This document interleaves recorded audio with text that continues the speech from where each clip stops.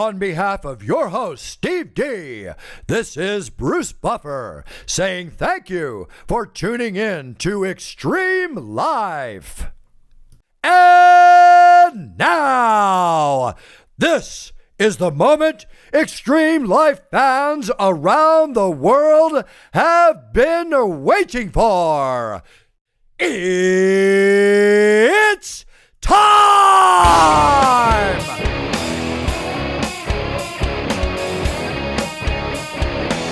Hey everybody, this is Steve D. I am at Xtreme Lyfe. Today joining me is Lily Clark, MMA fighter in the featherweight division. I am so happy to have her on. Not featherweight. I'm sorry. What weight? What weight class? For this fight, I'm fighting at bantamweight. Bantamweight. So, okay. So you're changing up a little bit, but you did fight featherweight, right? I fought at a catch weight once at 140. Okay. So not quite featherweight. I walk around lighter than 145. So all right. Yeah. No, hey, you know what? So we're starting off great. I got my information completely screwed up, and that's cool. That's okay. We'll work from there. That's as a professional, I will work with that. But anyway, I'm here with Lily Clark, and I will shut up after that. She's an MMA fighter. You are an MMA fighter, right? I am. All right. I got that right. You're on the right show. It's all going to work out. It's all good. All right. So, and you know, just your last fight was in August, I think, 2019, at Colorado Combat Club against Maddie Michelle. You know, that was your first amateur fight, right? It was. Okay. It was a short notice fight. We took it at 140. It was a great introduction to the sport, I think. What was your first fight? Way I could phrase it. Yeah, it was my first fight. Like your first fight. Nobody knows how their first fight's going to go. That wasn't how I expected my first fight to go. And I learned how to take a punch. That's for sure. Well, hey, and that's, you know, I always, you know, in the immortal words of Mike Tyson, everybody has a plan until they get punched in the face. Exactly. Yep. So, you know, I mean, and that's part of it, right? That's part of learning. I mean, that's why you're fighting amateur right now, is to get your technique, get your style together, get everything together so that when you turn pro, you know, I'm assuming that I'm making another assumption because I'm an ass, but when you want to, I don't even know if you want to turn pro, but my guess is you do. You know, that's why most people even start fighting amateurs, to get themselves ready for pro. Exactly. And then the good news is your amateur career really doesn't matter after that. Once you turn pro, this is all learning curve. And you're fighting again real soon, right? So tell me about that. Yes, I fight next Friday. I'm fighting for Peak Fighting in Texarkana next Friday. Okay. I'm super excited about it. It's another short notice. I got the call from my coach 2 weeks ago, and he said, "Hey, you're fighting on the 21st." And I was like, "Okay, what weight class?" And you go bantam? Yep. Okay. All right. Is that a better weight class for you? Do you think? Is that more comfortable for you? Oh yeah, it's super easy. I've barely even been I've been dieting, but I've mostly just have been eating really clean, and I probably won't have to cut almost any water. Okay. So good. I'll be, I feel good and ready, and it'll be a natural weight. And I'm a big fan of fighters fighting at least as close to their natural weight as possible, because these massive cuts are they're destructive. I mean, I've seen so many people. I just recently watched a gentleman how to get walked to the scale, put on the scale, almost fell off the scale, then walked off. You know, I mean, I just, you know, it's not good for you. It's not good for your kidneys. I mean, not to cut that much. There's nothing wrong with cutting a few pounds here and there. I mean, I know guys that have dropped 16 pounds in a week, you know, to fight, and and they seem to be able to do that. The problem is, as you get older and you fight more and more and you go through, you know, that gets harder. And then you end up putting more strain on your kidneys and your other your organs and all kinds of things like that. And then your heart. I mean, it's just not good for you to drop water like that. Oh, of course. Yeah. It's not healthy. I think that when the time comes, I'll be comfortable fighting at 125. But with the right nutritionist, there's one that I want to work with that, she's worked with a handful of my teammates, and she's really skilled. She knows what she's doing. And, she has given all of my teammates, really safe and effective cuts. Yeah. And that's important. That's important to do it, and like I said, I'm not against weight cuts. I just think you got to really be smart about it. The correct way to do, especially not on a short notice fight.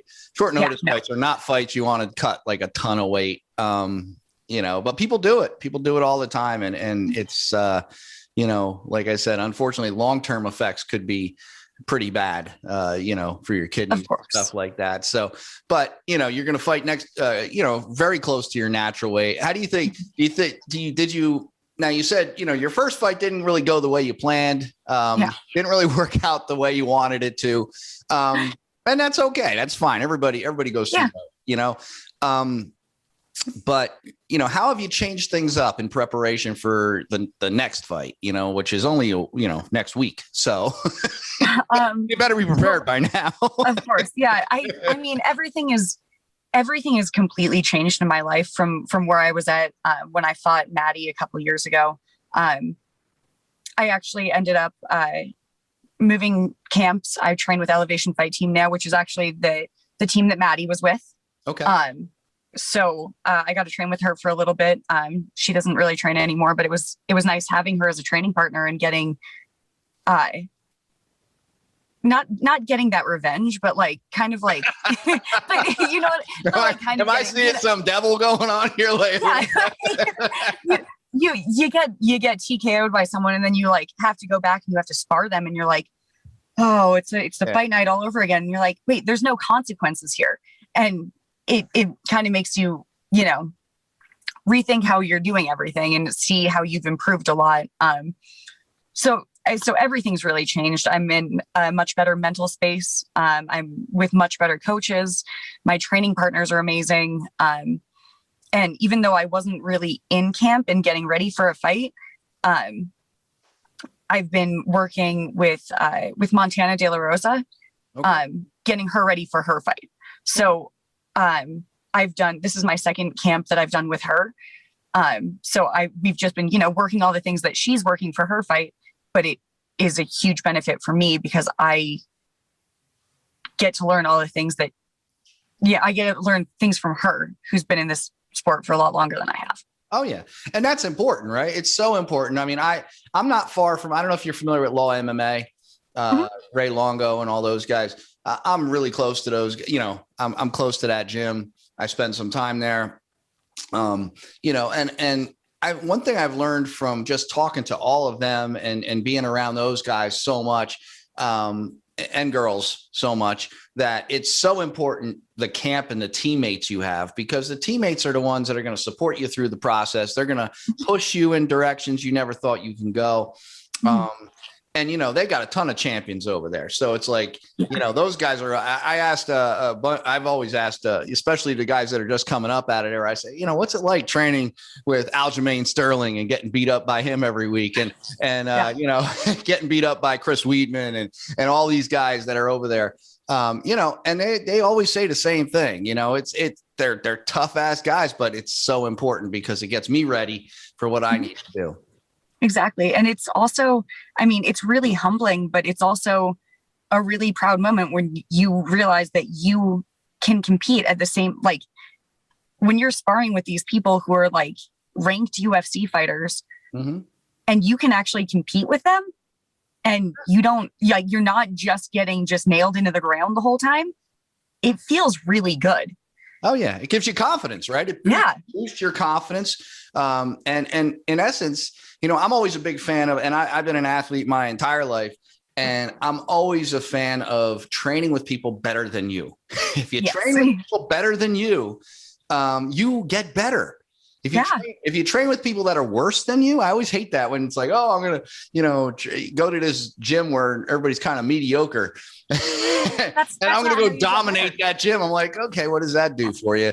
Absolutely nothing. You're going to actually get worse from going to that gym. So you train with people that are better than you, people that are going to kick your butt every damn day, or whatever sport it is. It doesn't really matter. I think that's all transferable. I think that's one thing that's transferable to every sport is train with people who are better, with more experience, and you will get better. Yeah, definitely. And that's how it's been since I started with elevation, like even just like the support, just the moral support and like learning, like when one of the guys like pulls me aside, he's like, hey, maybe you need to work on this and this. And I'm like, it's kind of like, at first it's kind of shocking, but like it's so important for your growth to have these people who have been in the sport for forever, that have been like in the UFC for like 6 years, telling you, hey, maybe you should work on this, and this is how you should fix this. And then you won't run into that problem. And I'm like, oh, that's really nice to hear, instead of someone who's just throwing you to the wolves. Yeah. Yeah. Go in there and just get your ass kicked. I've been there. I've seen it happen. Oh yeah. Unfortunately, without the coaching, it doesn't really help. You just end up getting beat up, you got to get the coaching on top of that. So now so if I was your coach, right, what kind of athlete would you be to me? Are you the type that is hard-headed, try things your way a bunch of times until you get your butt handed to you? Or, what would you think your coach would say about you? Are you the one that just picks it up and just says, okay, I'm going to just do what you tell me to do? I used to be a lot more hard-headed and talk back a lot more, which I still kind of do, just because it's just who I am. Like as a person, I can talk back a lot, but it's, in a fun, playful manner most of the time. But I think the coaching that I've had recently has definitely made me a better athlete, in the sense that like I'm starting to understand what they want from me and where to go in these positions, instead of just listening to them, drilling it, and then doing my own thing when we're going live. Yeah. That's what a lot of people do that. Yeah. I did that for 4 years, and turns out that doesn't work. Yeah. I used to be like that. I come from an Olympic lifting background, a few other things, CrossFit, that area as well. And that's the way I was all for a long time, until I just kind of realized one thing, it's like, my way isn't working. Yeah. I got to do something else. It's like getting me hurt.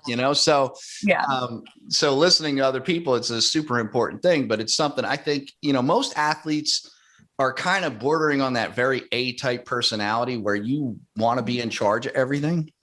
Yes. Especially yourself, and that whole "you can't tell me what to do" kind of attitude that a lot of people have, especially competitive athletes.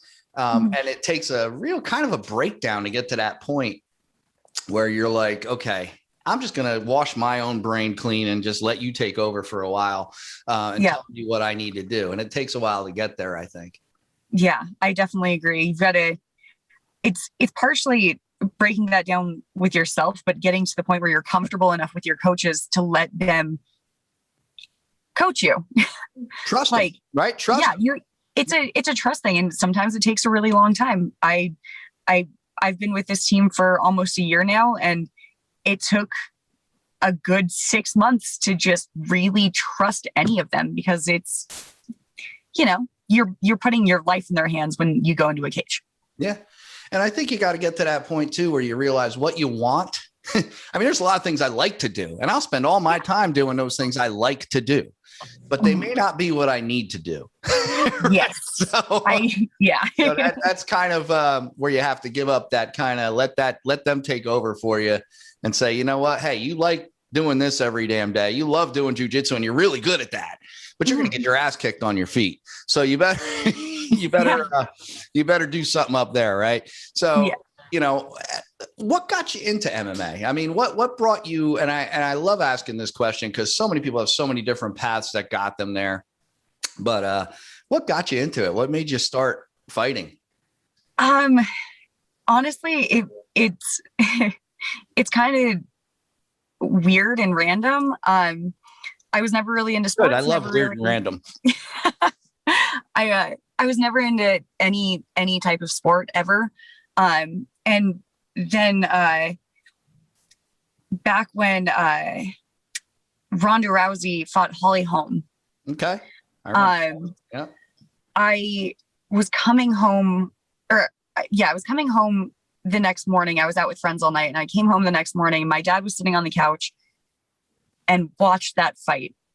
And he like kept rewinding and, playing it over again because it was a nice knockout, Yeah. Oh, yeah. And I was like, wow, that's brutal. And I walked into the kitchen and I was like, hey, Mom, did you see that? That was nasty. She was like, I could see you doing that. And I was like, your 115-pound daughter who's never done a sport in her life? She's like, yeah, I think you'd be good at it. And so I signed up and I went to a gym. Okay. And then I was like, shit, I'm kind of good at this. All right, cool. So you realize, and you weren't really, from what I'm getting from you, is you weren't very much into sports and that kind of stuff up until that point, and then just kind of fell in love and drank the Kool-Aid, as they say. Yes, I drank the Kool-Aid, and the Kool-Aid changed my life for sure. Well, that's good. I mean, it sounds like it's changing it for the better, right? I mean, you're getting definitely. And it's not just I think it's not just the fighting and the combat and all that stuff, but I think it's, there's a sense, every gym I walk into, or every combat sport gym, or every even CrossFit gym, any kind of gym like that, not your traditional gym. I hate the Globo gyms. I'm not a big fan of them. Just a bunch of people standing around in workout gear looking like trying to pick up girls or something. I don't know what it is, but they're all standing around with the gloves on. And, I think it's just silly. But the more communal gyms, right? Like the MMA gyms, the CrossFit gyms, like the warehouse style workout, the real gritty, grinding stuff. There's a certain community that forms there. And that's just as important, right? It's the friends you make. It's the people, it's the community itself. Yeah. I think I always heard, so at my old gym, they always talked about community and how we need to be they wanted to be a family, and they wanted to, I can't come up with the word that he used a lot, but he really wanted to be a strong community and like everyone to be really close. And it was almost forced.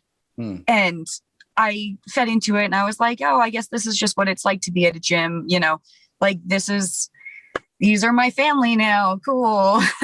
And then family. I left. Yeah, exactly. and then I left, and I lost contact with most of them. There's like 3 people from that gym I still talk to. But then I came to Elevation, and like it really is it's a community. Like we're all friends. We do things together. Like we hang out, like all of the girls on this team, we go get coffee, we go to the dog park, we do fun things together because like we're all in this together. Yeah. And it's nice having that sense of family. And it wasn't forced, right? It was just, it kind of happens organically, right? And that's the best way. When it happens organically, that's the best way. What do you like most about fighting? I think the adrenaline. I mean, there's just, this sounds so weird, but there's just something great about you're not going to surprise me with it. like when you realize that like you have the power to punch, like to actually punch someone in the face and hurt them, it feels good. Like not in a bad way, not in a I want to hurt you way, but like I finally like know how to use my body, and I'm good at it. Yeah. And it's a great feeling. It's confidence. Yeah. It's a booster, right? It gets you into that. Like, okay, I always say this, fighters know something. They seem to, and a lot of people look at fighters like they're these brutish people that just want to beat people up and hurt people. Has never been my experience. Talking with a bunch of, I've talked to a ton of fighters and know many of them personally. Right. So, it's never that. They just seem to know something that most other people don't know. They seem to know something about themselves and that little level of confidence that they have that's a little different. They don't need to go out and get into a bar fight to go prove that they're tough. No. They already know it. They know they can kick your ass. They don't need to prove it. Yeah. And you could mouth off to them all you want, and you're like, okay, whatever, go, fuck off, whatever. But and it's kind of funny because sometimes I go to PFL, I go to a bunch of different promotions, and I hear people talking behind me a lot of times, like, if I was in there, I would do this. I said, and I turn around sometimes, I say, if you were in there, you would get your ass kicked. You're about what, 210? There's a 150-pound guy in there that's gonna fuck you up. That's the only thing that I can't, like, the worst part about going to fights, especially because I have a habit of going to fights when people I know are fighting. And I was talking about this the other day. I think the worst time that I've ever felt at a fight, I was at it was when Anthony Smith fought John Jones. And Anthony and I have trained together for years. We trained together at my old gym. I moved out to Omaha. I trained with his coaches. And hearing people behind me talking about what a pussy he was. I've never been so set off in my entire life. I was like, that he could, like, one punch from him would fucking kill you. Flatten you. Like, flatten you. Yeah. You'd like, be done. You'd be unconscious on the ground with some broken shit. Yeah. Yeah. Like, I felt his kicks and they're not fun. Like I wouldn't recommend it. Like you don't know what you're talking about. You're just some fat dude drinking a fucking beer, talking shit about people who would flatten you. Yeah. That's it. That's all. That's all. I see the same thing. It's the same thing too. With the in the female division. I mean, people are talking about. I mean, guys are talking. I'm like, that girl would kick your ass, dude. That girl would fuck you up. It's so fun because I work at a bar. I half bartended, but I have to do security. And the amount of dudes who try to get all rough with me. I'm like, boy, you don't want to do that. And all of my other security guys and bartenders are like, dude, you don't want to do that. I'm like, it's not a good idea. I just need you to leave. Just leave before I get sturdy. Please just get off my fucking property. I'm giving you an opportunity here. I'm not trying to hurt someone tonight. So just please go away. Yeah. Next thing you know, they're in a Kimura and you're yep. or a choke or whatever. But it's people. Well, I think that's a great advantage for you actually, because people won't expect it. They'll be like, they're the guys. It'll take a guy completely by surprise, and you will annihilate them probably, without a doubt, unless they're a fighter as well. But people don't understand. A trained fighter is a trained fighter. It's very unlikely you're going to win that battle if you're not a trained, like some dude that just walks in and, unfortunately, there's a lot of people who can't fight, think they can fight. Most of the times they think that the most after they've had a few drinks. Yep. Makes it even worse. So they couldn't fight before. Now they're drunk. Now they really can't fight, but they think they're tough. Oh, yeah. Because that's what it's about. It's about being tough. Yeah. Everyone wants to be tough. But at the end of the day, not me. I'm a pussy. Not me. I don't want to be tough. That's okay. As long as you know it and you can admit it. That's what matters. That's right. There you go. I'm okay with it. I know a lot of people that could beat me up. And that's all right. I'm good with that. So what's your favorite martial art? Like, what would you consider yourself? Cause I looked, hang on, let me just kill my phone, which won't kill, but there it goes. Now it's dead. So, are you a jiu-jitsu, wrestling, striking? What do you prefer? What would you say your main style is? I'm definitely a striker. I'm really tall and it just comes naturally to me. It gives me a huge advantage, and I've gotten really good at using my limbs to keep people away from me. Okay.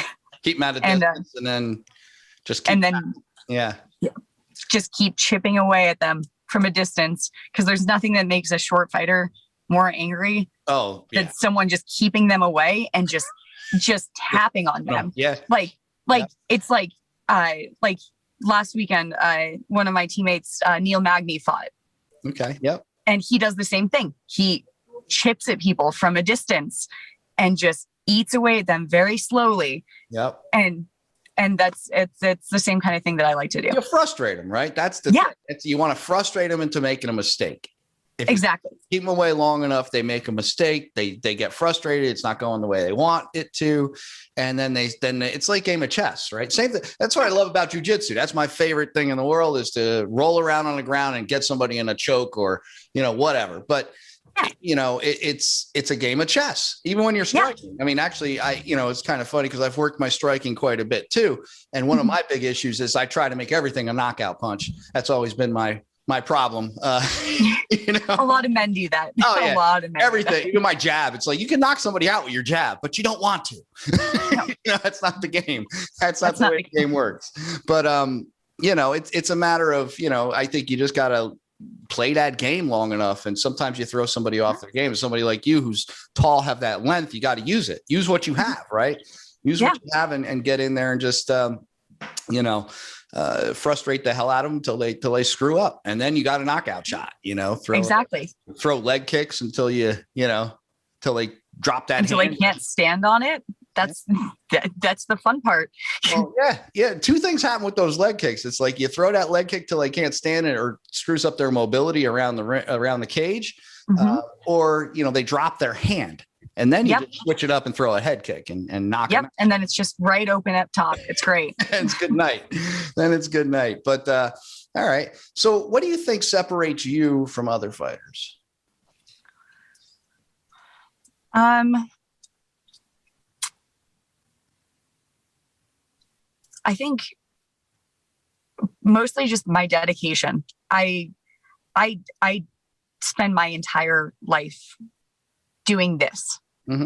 I like my days off aren't days off. I spend my entire days training. Even when I don't want to, I have to be disciplined enough to wake up and come here and do my thing and get better every day. And one of the things that one of my coaches told me a few weeks ago was it's something that really stuck with me. It's not who's the best in the gym, it's who stays. Because some of the greatest fighters in the world you'll never meet because they quit. Yeah. And if you just don't quit, you can be the best in the world. Yeah. Well, raw talent, I mean, it helps, right? It helps to have talent, but raw talent doesn't do it. Raw talent doesn't make you a star. Raw talent doesn't make you a pro. It doesn't make you a champion. Because you still got to put it. Matter of fact, it's more likely that somebody with raw talent is going to walk away before they get anywhere because they didn't have to work as hard as the other person who didn't have that natural skill that they and they had to work for it and they got it and they keep working and hard work pays off. I mean, that's simple terminology, simple line that seems to also be translatable to all sports, right?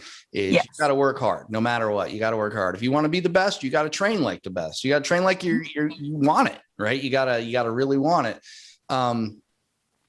So I know you want to go pro and, where do you see yourself, let's say 5 years from now? 5 years from now, I will be in the UFC. Okay. Awesome. And I have no doubt about that. I love it. You will be in the UFC. What would be your, since you're going to be in the UFC, what's your dream fight? Who would you like to fight in the UFC? This sounds awful. This is going to sound really terrible. I would love to fight my best friend, Macy Barber. Okay.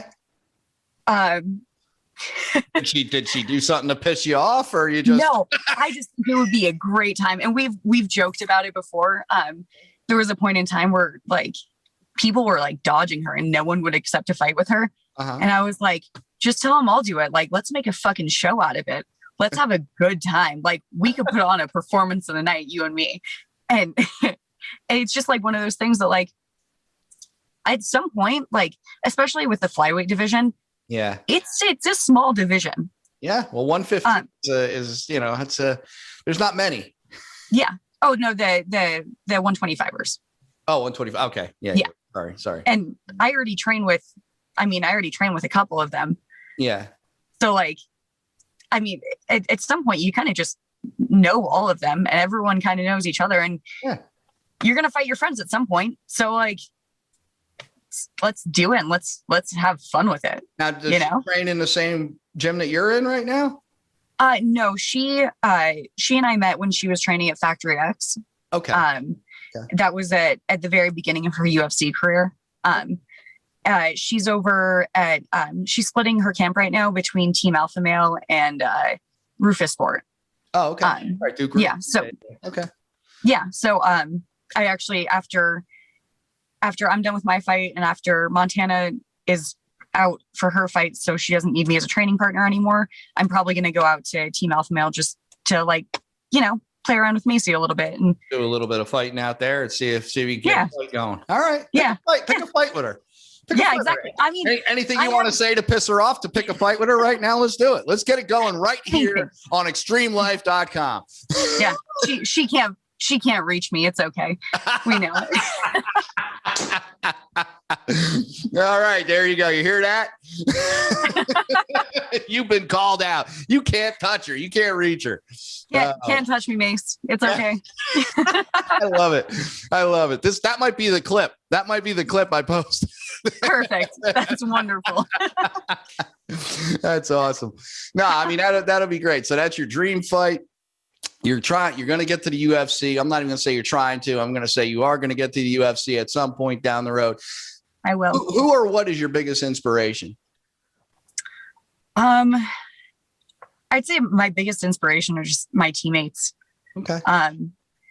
I've seen all of my teammates fight through adversity. I've seen them get to the very top and drop back down and get back up there again. And every day those dudes inspire me.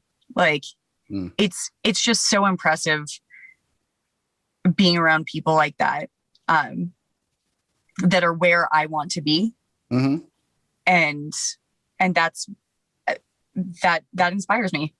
Awesome. I don't really need much else. Hey, that's great. Hey, you know what? You get inspired by the people around you, right? You get inspired by the people around you, the people you're fighting with, the people you're working with every day. I mean, that's awesome. At the end of the day, what do you want people to know? What do you want people to take away from this interview? What do you want people to know about you? It's a very good question. I've been doing this for a while. Yeah. I've never really thought about it. What's the takeaway? Yeah. The takeaway is, just get used to seeing this face. Because it's going to be around for a while. Awesome. Yeah. So we're going to be seeing you. We're going to be seeing you on UFC. We're going to see you on UFC Fight Pass. We're going to put everybody on notice right now, especially Macy Barber. You're on notice. You can't reach her. You can't touch her. You're on notice right now. You've been called out officially here on Xtreme Lyfe. Let's get that fight happening. Let's see how this goes.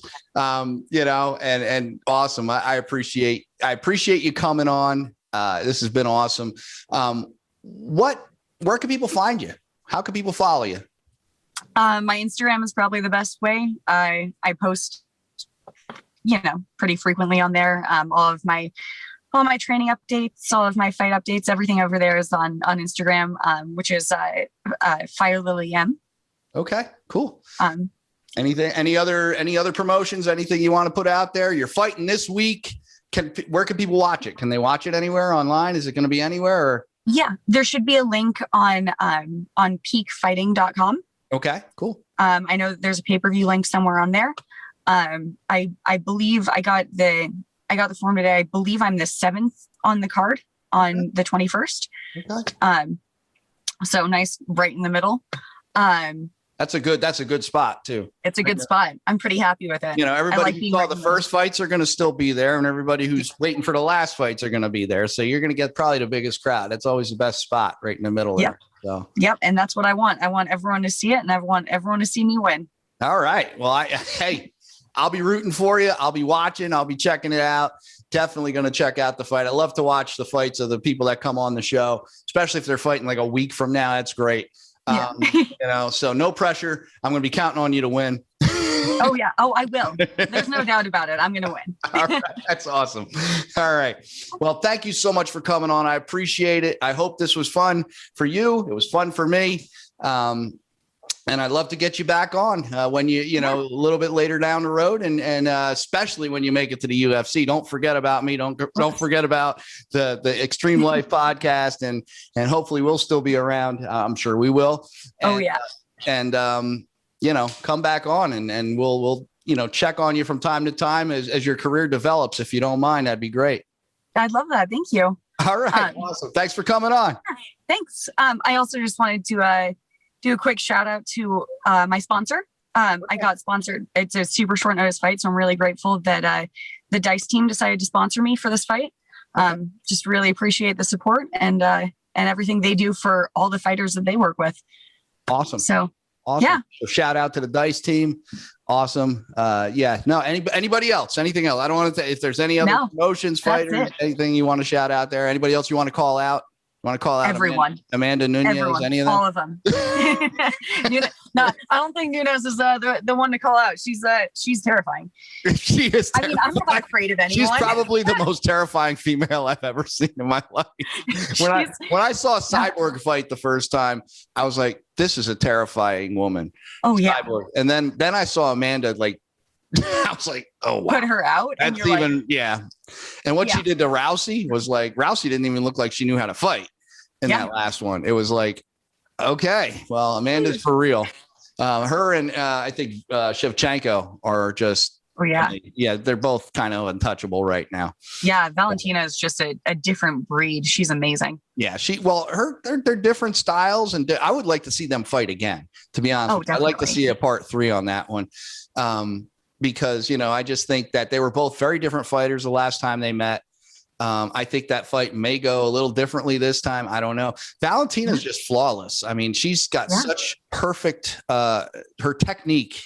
She's just that perfect technical fighter standing up. Now, Amanda could fight anywhere, though. Amanda's just going to brawl and take you down and choke you out or knock you out, or she could do anything. I mean, it's like, they're so fun to watch. But she's got that Brazilian brawl to her. Oh, yeah. And she comes in with an act like, I'm going to kill you. That's her intention.